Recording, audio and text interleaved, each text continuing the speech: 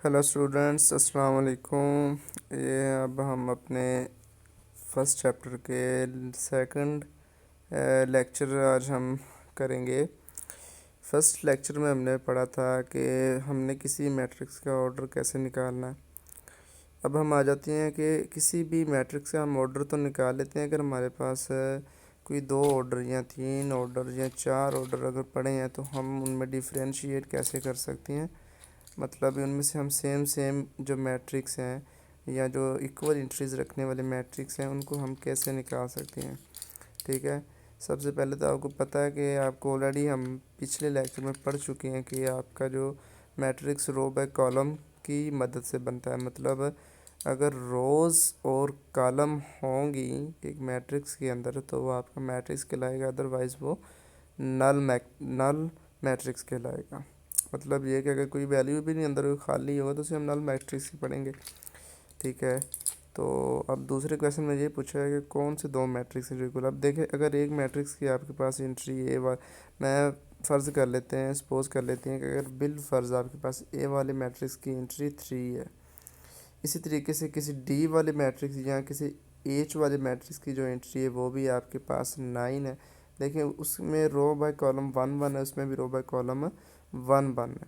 देखो तो दोनों के ऑर्डर्स अगर देखे जाएँ तो क्या आ रहे हैं, हमारे पास सेम आ रहे हैं। तो इसके लिए आपके पास दो कंडीशन ज़रूरी होनी चाहिए कि आपके जो ऑर्डर सेम होने चाहिए।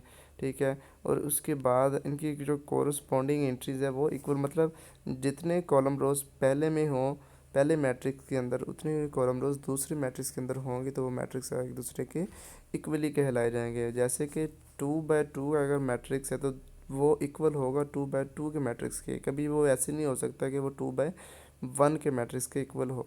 ठीक है, इसी तरीके से ये सारे क्वेश्चन आपने कर लेने हैं। दूसरे वाले मतलब 3 वाला है तो 3 वाले के साथ कोई ढूंढ लें, अगर इधर कोई मिल रहा है तो अगर वो आपका होगा 3 वाला इधर किसी के साथ है, किसी कोई और मैट्रिक्स हमारा जो सिंगल आपका ऑर्डर बना रहा हो, मतलब 1 बाय 1 का, तो उसके साथ इसकी अटैचमेंट हो सकती है। अदरवाइज़ ये किसी के साथ नहीं इक्वल होगा मैट्रिक्स। ओके, अब हम आ जाते हैं क्वेश्चन नंबर 3 की तरफ। तो क्वेश्चन नंबर 3 की में ये बताया गया कि पूछा ये गया कि find the values of A B C and D which satisfy the matrix. बहुत इंतहाई आसान क्वेश्चन है। सबसे पहले आपको पता है ए प्लस सी आपके पास पहला वर्ड आ गया, ए प्लस 2 भी दूसरा, सी -1 तीसरा, 4d-6 चौथा, आपके पास फोर्थ वाला आपके पास ये आपके पास जो एक ऑप्शन आ गया। अब देखिए ज़रा इसमें पहले इस मैट्रिक्स से अगर ऑर्डर देखें तो हमारे पास 2 रोज़ बन रही है और 2 ही कॉलम बन रही है। तो ये अगर तो इसके जो सामने आने वाली जो चीज़ है, ठीक है ना, तो अगर तो उसके भी रोज़ और कॉलम इसके बराबर है, मतलब 2 बाय 2 के वो है 2 बाय, तो इसका मतलब हम कह सकते हैं कि पहली रो का पहला जो वर्ड है, पहला ऑर्डर है, वो आपका आगे दूसरे मैट्रिक्स की पहली रो के पहले ऑर्डर के बराबर होगा। मतलब A plus C is equal to 0 के आ सकता है, A plus 2 B is equal to जो है वो आपका आ सकता है -7 के, सी -1 इज़ इक्वल टू आ सकता है आपका 3 के इक्वल। इसी तरीके से 4d-6 आपका इक्वल आ सकता है 2d के इक्वल।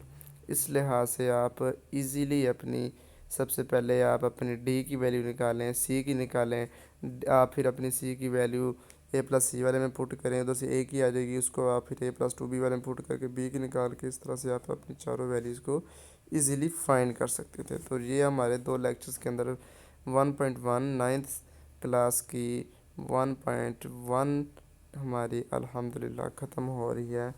जज़ाकल्लाह फ़ी अमान अल्लाह। नेक्स्ट लेक्चर में मिलेंगे।